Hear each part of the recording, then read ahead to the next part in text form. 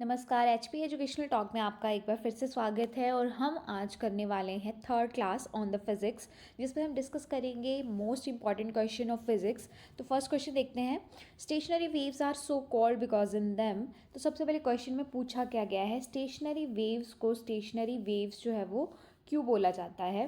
तो इसमें तीन ऑप्शन है। Particle of the medium are do not disturbed at all, particle of the medium do not execute simple harmonic motion, there occurs no flow of energy along the wave, the interference effect can't be observed. So the right answer जो है वो होगा आपका there occur no flow of energy along the wave। अगर आप इसको समझने की कोशिश करें तो हमारे पास जो वेव्स है वो टू टाइप्स की होती है। फर्स्टली एक ट्रांसवर्सल वेव होती है, दूसरी क्या होती है, लॉन्गिट्यूडनल वेव होती है। अब जब भी वेव ट्रैवल करेगी तो एक वेव एक डायरेक्शन में, दूसरी वेव जो है वो दूसरी डायरेक्शन में ट्रैवल करेगी। तो इस तरीके से ये वेव क्या करेंगे, एक दूसरे के ऊपर सुपर इम्पोज करेंगी। तो इस सुपर इम्पोजिशन की कंडीशन में क्या होता है ना कि आपके पास जो पार्टिकल रहते हैं वेव के अंदर वो ऐसा लगता है कि मूव ही नहीं कर रहे हैं। तो इसलिए इस वेव को जो है वो स्टेशनरी वेव कहा जाता है। स्टेशनरी वेव ऐसी वेव जो ऐसे दिखती है कि वो एक जगह खड़ी है, मूव ही नहीं कर रही है। नेक्स्ट क्वेश्चन है, a drop of oil is placed on the surface of water, which of the following statement is correct.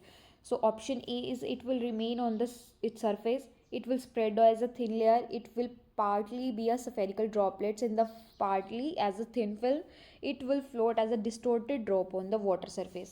So the right answer is it will spread as a thinner layer। इसको समझते हैं।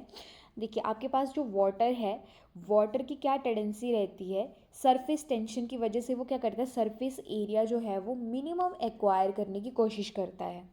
But यहाँ पर जो oil है उसकी density क्या है, वाटर की डेंसिटी से कम है। अगर उसकी डेंसिटी कम है तो सरफेस टेंशन भी क्या रहेगी, कम रहेगी।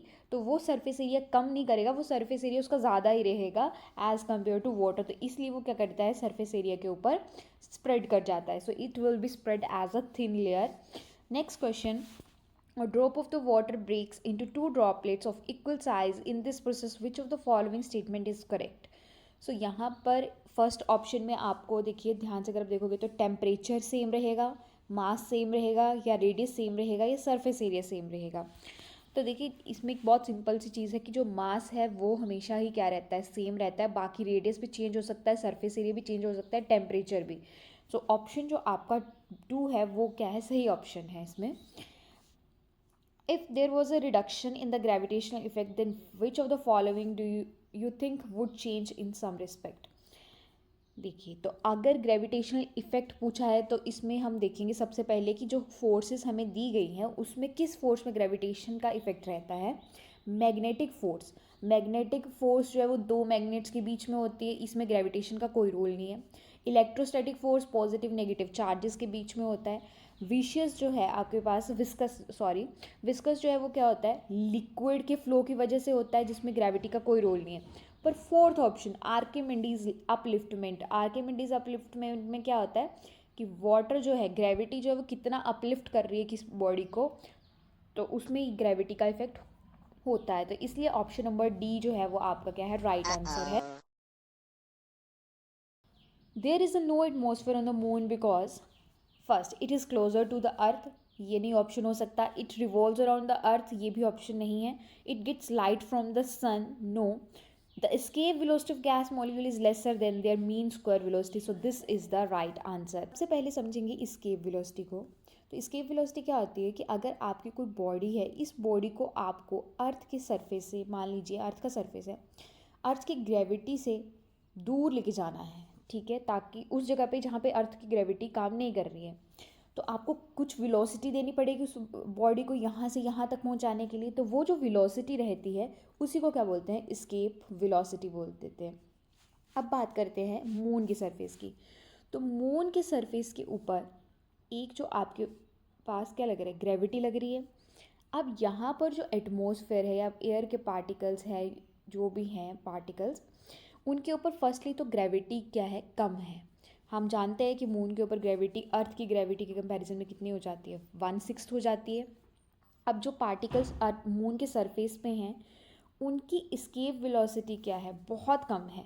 इस्केप वेलोसिटी कम है मतलब कि वो थोड़ी सी स्पीड से ही क्या कर जाएंगी, इस ग्रेविटी से निकल कर बाहर चले जाएंगे। तो अगर वो मून की सरफेस से ईजिली बाहर चले जा रहे हैं तो मून पर इस वजह से क्या नहीं होगा, एटमॉस्फेयर जो है वो नहीं एग्जिस्ट करेगा.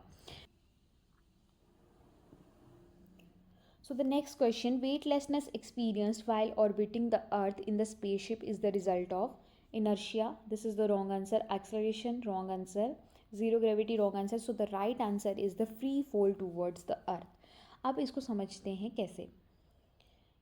देखिए, जब भी आपके पास कोई बॉडी है, फ्री फॉल को समझेंगे. सबसे पहले फ्री फॉल क्या है.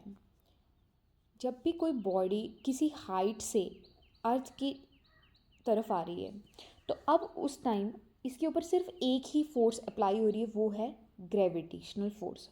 और ये बॉडी किसी के भी कांटेक्ट में नहीं है. आप इसको वैसा भी समझ सकते हो जैसे कई बार आप लिफ्ट से नीचे की तरफ आते हो, तो लिफ्ट में जब भी आप होते हो तो नीचे की तरफ जब लिफ्ट आती है तो ऐसे लगता है कि हमें वेट फील नहीं हो रहा है.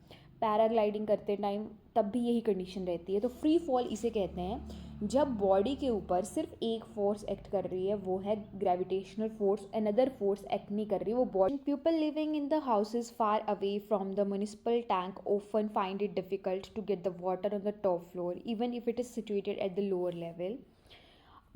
Then the level of water in the tank, the reason for this.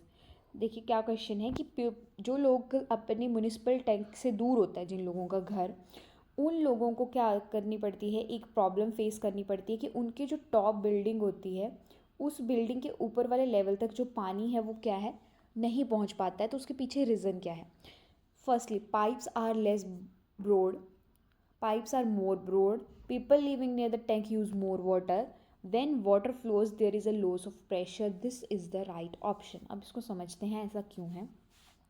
देखिए, अगर आप बिल्डिंग के टॉप फ्लोर में रह रहे हैं, यहाँ रह रहे हैं और आपका म्यूनिसिपल टैंक जो है वो किसी और लोकेशन पर है, तो यहाँ से जब वाटर आपका पाइप के थ्रू फ्लो करेगा, बीच में बहुत सारी डायरेक्शंस आएंगी, पाइप्स का अरेंजमेंट करना पड़ेगा क्योंकि सीधी पाइप तो आपकी बिल्डिंग तक नहीं पहुँच रही है. सो बहुत सारे पाथ से होकर गुजरना पड़ेगा. तो जब वाटर फ्लो करेगा पाइप के थ्रू तो वो फ्रिक्शन फील करेगा. ड्यू टू फ्रिक्शन जो है, प्रेशर जो है पानी का पाइप के अंदर जो है वो कम हो जाता है. पानी के अंदर प्रेशर कम हो जाएगा तो वो टॉप फ्लोर पर नहीं पहुंच पाएगा, इवन कि ग्राउंड फ्लोर तक भी नहीं पहुंच पाता है क्योंकि प्रेशर जो है वो फ्रिक्शन की वजह से कम हो गया, वो डिस्टेंस कवर करते करते. इसलिए जो राइट आंसर है वो है आपका option D, when the water flows there is a loss of water.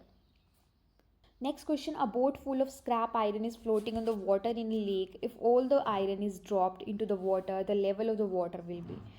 Question समझेंगे. बोट जो है उसके अंदर स्क्रैप आयरन है.